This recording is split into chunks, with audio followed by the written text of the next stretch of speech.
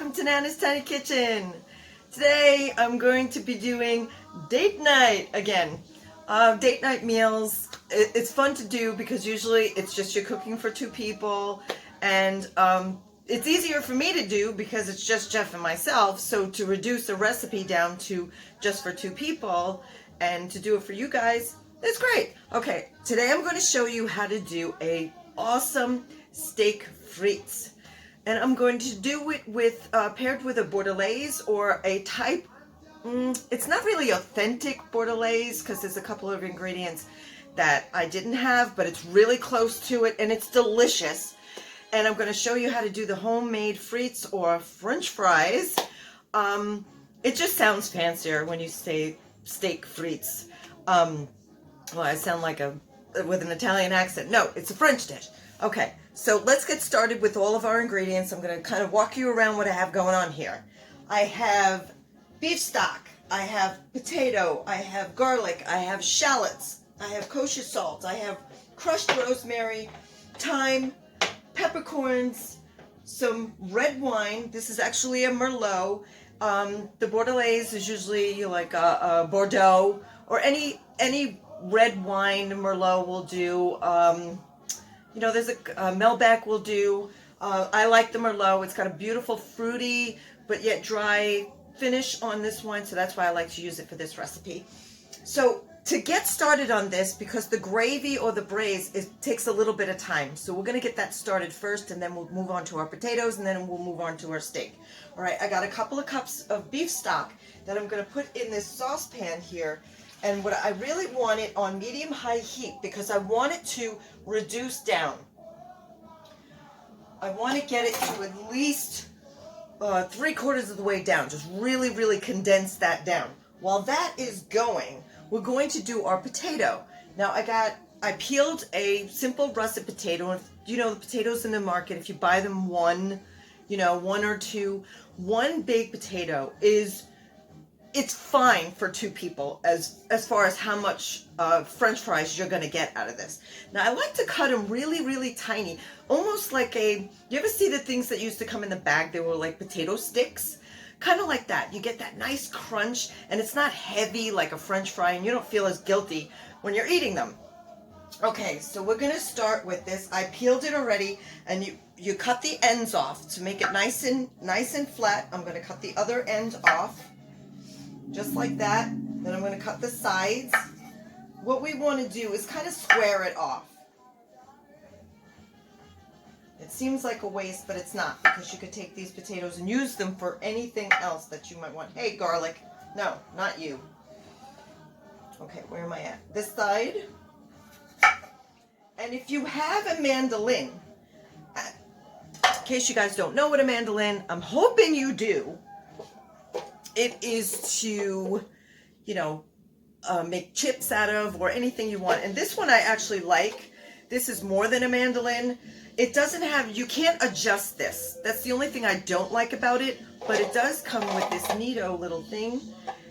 And it has different sides on it. So you could do your cheeses, all your grated cheeses and stuff. But for now, we're going to use this side.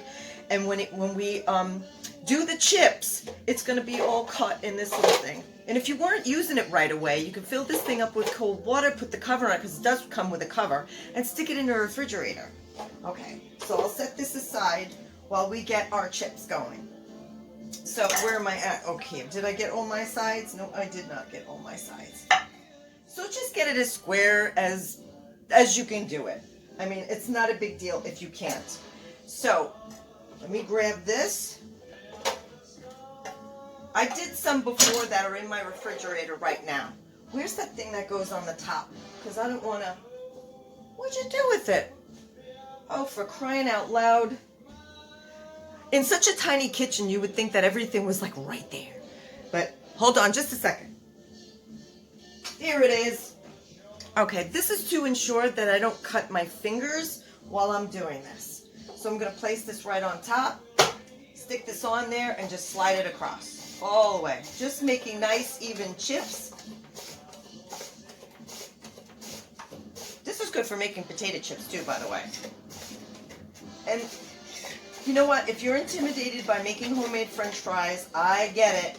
It's just, I like to, and if you've seen my other videos before, I like to do things as homemade as I possibly can get, as organic as I possibly can get. Now you got these cool looking rectangles right here, and you kind of like want to stack them up so we can slice them. You could do as thick or as thin as you want on these. They're like playing cards. You just get them just like that. Even if you got pieces that aren't. And remember, the potato is going to be a little slippery, so when you're slicing through, just be careful. Okay, where's my knife? We're going to get them nice and even, as thin as you want. Right through. And see, you get a nice little, really thin little chip. Just like I said, be careful because they slide.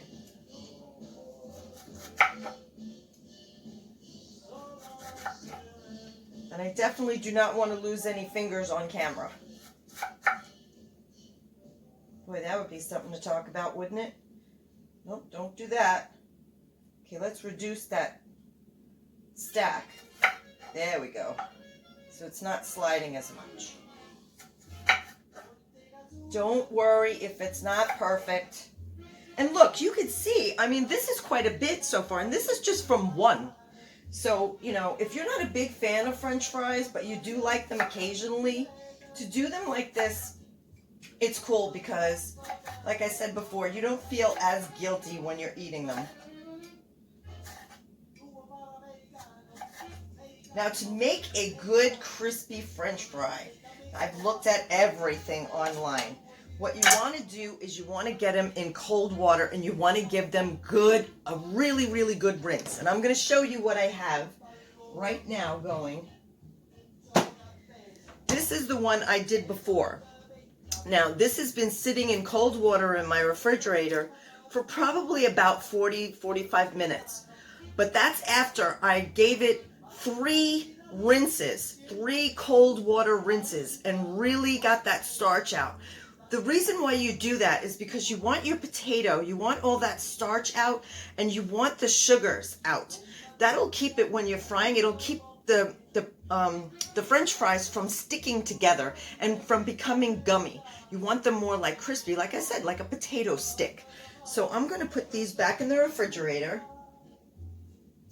while I get these and figure out what I'm going to do with those potatoes, and while this is reducing. Let me get this fixed up for our next step. Okay, so the next step we're going to do is we're going to cook our steak. Now, since, I don't know if you've ever cooked steak before, but steak, after you cook it, needs time to rest. So I figured after the steak was cooked, while it was resting, then we'd work on our gravy and also our French fries. Okay, here's the steak. Now this is, whenever I would go to the supermarket, I would get the top round, like a London broil steak. And it's not very big, but it's the 2 of us. Like I said, it's date night. So if you want to do this with strip steaks, you could do that. You can even do this with filet mignon. The sauce would go fantastic with a filet mignon. But it's just the 2 of us, so I took the top round and I cut it in half. This is just half of it. And I'm going to get this seasoned up. Now, what I'm going to use is, let's see, I should have done this before. This pan is getting scorching hot right now, and that's what I want. I'm going to take some kosher salt, some coarse kosher salt. And let's see. No, I don't need the one. Then I'm going to take some crushed rosemary. All the measurements will be in the video description. I'm going to take, oh, I don't need the time for that. I need my pepper.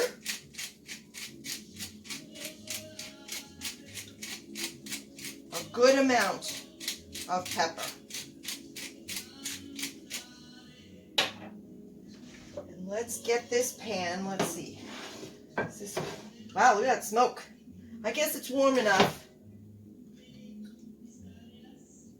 Some olive oil in our pan. let's get this onto the steak. Give it a nice mix. This is going to be delicious, by the way. Just saying. And this will help develop that nice crust. And that's what you want, both sides.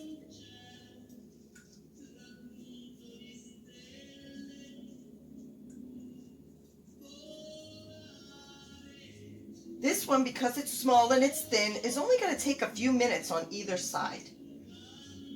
Make sure I press it in there good.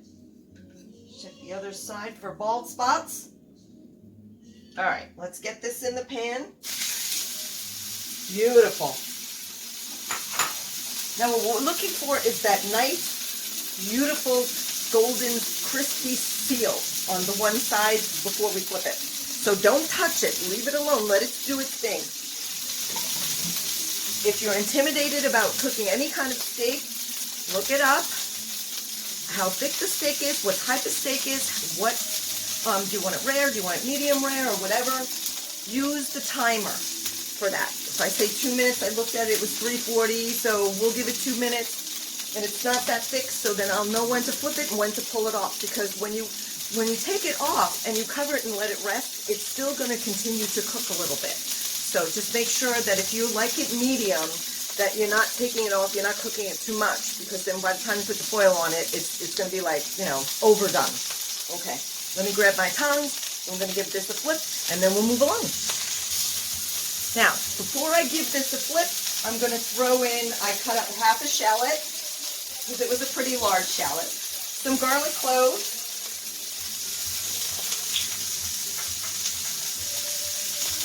see where we're at. Oh, beautiful.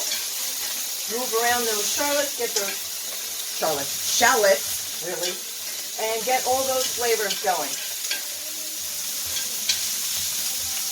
I have some butter in the background,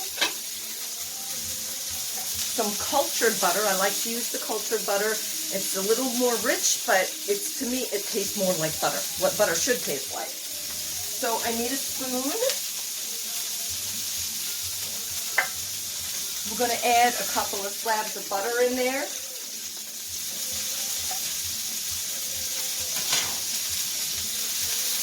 Give this a flip, because it's been 2 minutes. Gorgeous, beautiful. Now when you see your butter starting to brown or to bubble, then you can start basting your steak.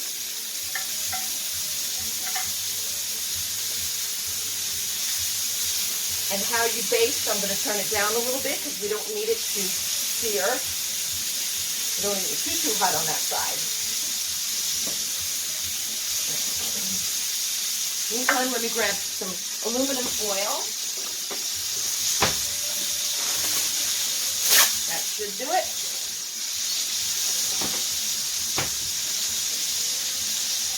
Give it a test. Seems great. Start basting, basting, basting. Gorgeous. Look at that. And we can shut this off. I'm going to take my steak out.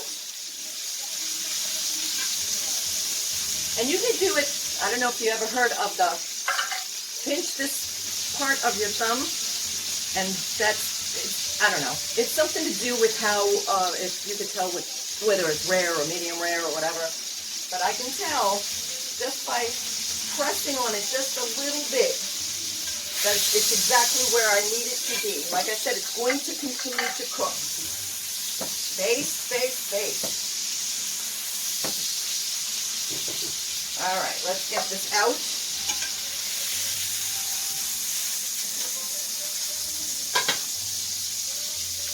Place that on here. Get the spoon. We'll get our gravy and shallots, and I can't believe I said shallots. One of those things. Some garlic in there. Oh, how gorgeous.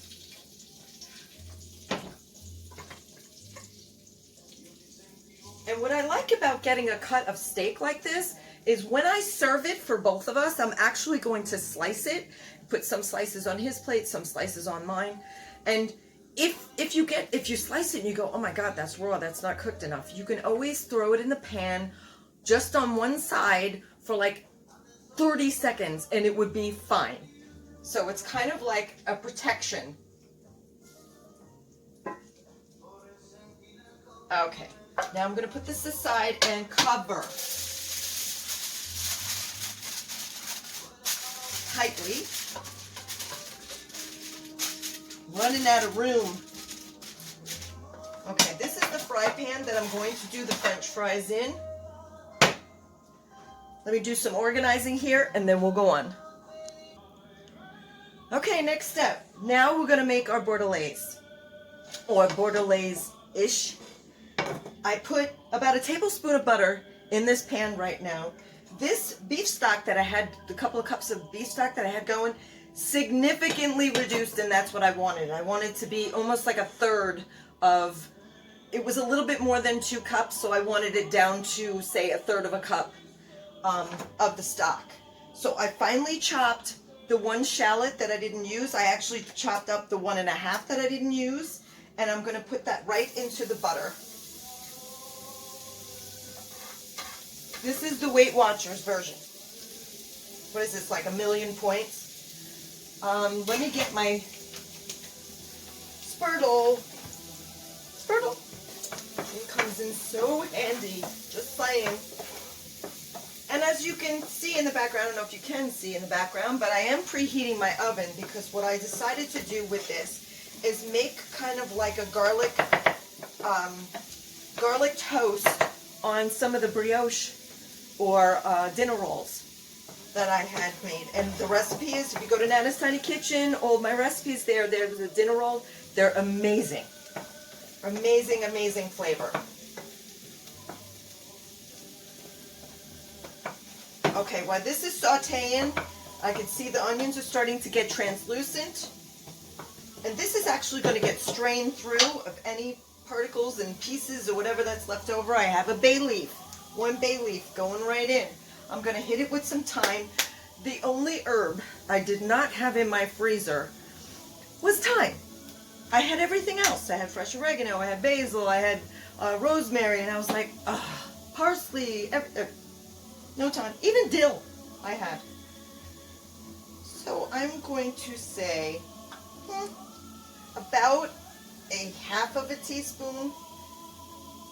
I don't want to go too much on it. Thyme to me has a very earthy, woodsy flavor to it.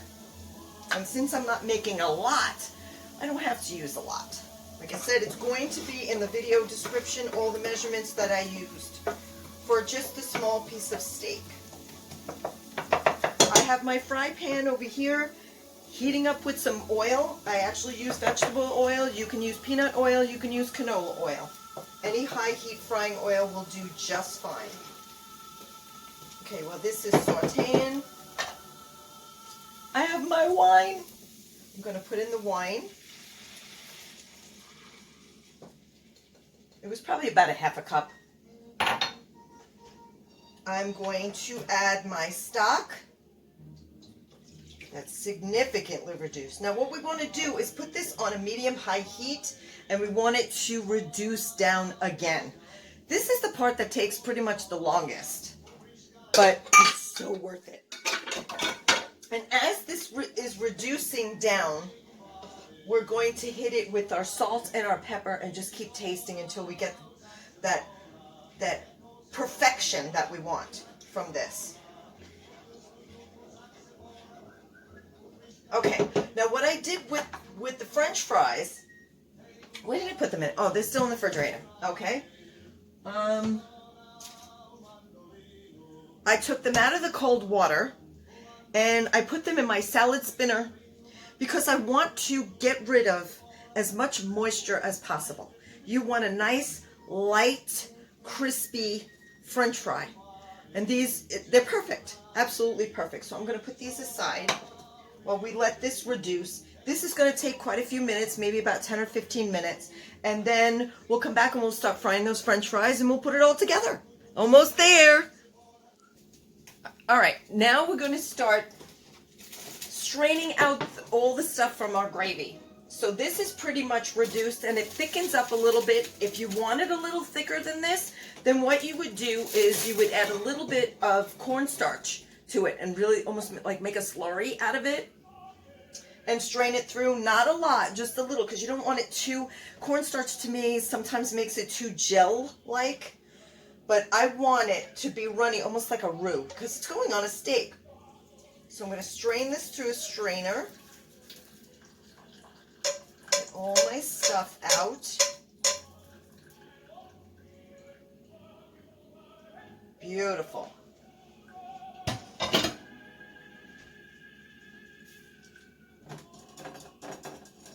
And this is going to go back on medium-low heat, and it's going to continue to reduce. I hit it with about a half of a teaspoon of salt, and I also hit it with about a half a teaspoon of black pepper.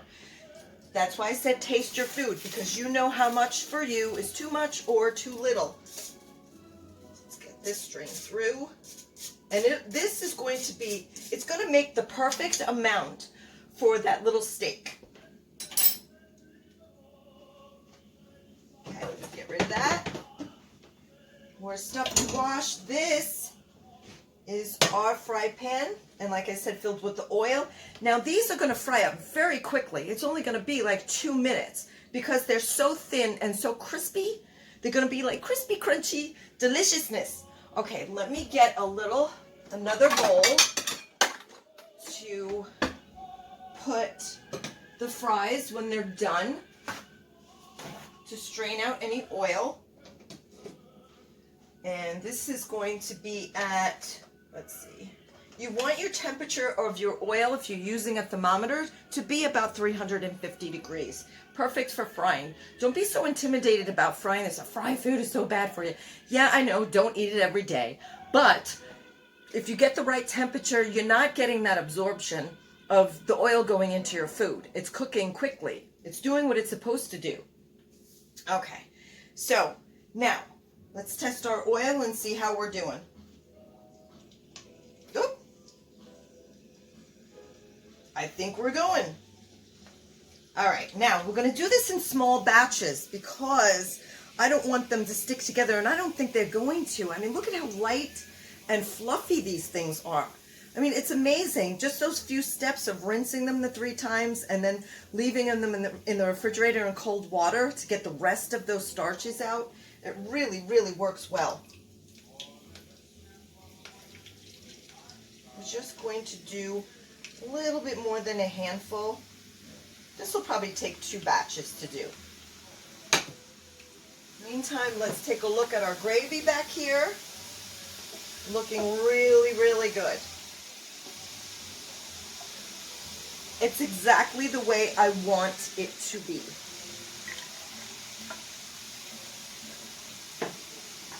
And I'm going to keep it going. Turn it up just a little bit so it reduces a little bit more. Here's my thingy, my spider. And as soon as they come out of the oil, you're going to hit them with your salt or pepper or whatever seasoning you want to put on there. Let me take a look at my bread. Fantastic. Got 2 more minutes on that, and that's going to go aside. Oh, this is going to be so delicious. I also have some arugula that I was going to put on the side of the dish, so at least there's something green. So don't feel so guilty. Like I said, this is date night. This is a special occasion date night kind of thing. Just don't go see your cardiologist after this, because he might be mad. All right, let me get this bread out. This gorgeous bread. Oh, look at how that's delicious. I just put a little bit of butter on there, more butter, and a little bit of garlic powder and some salt. That was it. So, see, we're running out of room in this tiny kitchen again. I'm going to put these right up here. Turn off my oven because my timer's going to go off anyway. You want these nice and crispy.